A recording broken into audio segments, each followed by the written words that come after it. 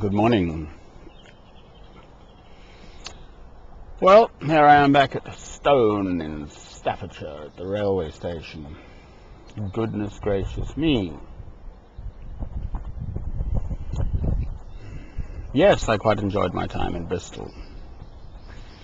I have some fond memories there and whatever reason.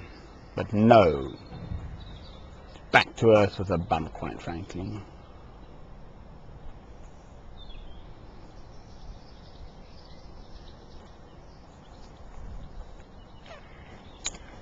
I am not comfortable at all with living in a small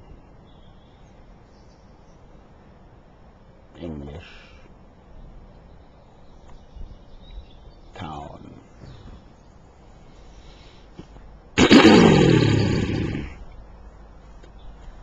So I must go somewhere else. This question of England, my country, Britain, England, I'm British, but I'm a Christian first. I was listening to one of these Radio 4 discussion programs about Hinduism and the BJP, which I think is the Indian national, one of the parties anyway, political parties in India. India first. Hinduism, Hindu first. Are rubbish. Christ comes first. Christ was a Jew. He spoke your word, my Lord. And the authorities of the day had him crucified. The religious leaders. That was the time in which he lived, the way things were. They had that power. The Romans were there. The fellow washed his hands of the case because he could find nothing wrong with him. Famously. The Roman fellow. Just to prove we're at a railway station, in case you were wondering. That one's off to Bournemouth. Sorry about that. It's just this little England blues.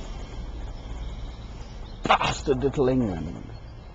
You know, us chaps have gone out round the world, but where does one go? Anyway, I don't have the answer at the moment, so that is where I stand. But it's the same question that I feel I have to wrestle with. How do you deal with the church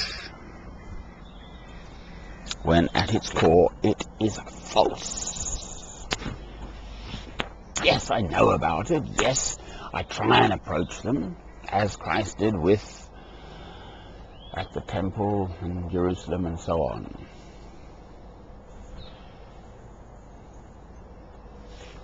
Ordinary people have spiritual needs.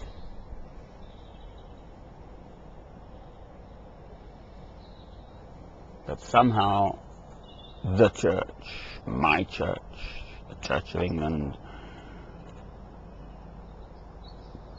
abuses your word, twists your word to its own purpose. It's so clear to me, this. What can I do about it? Right, well, that's the issue. I must try to find a way.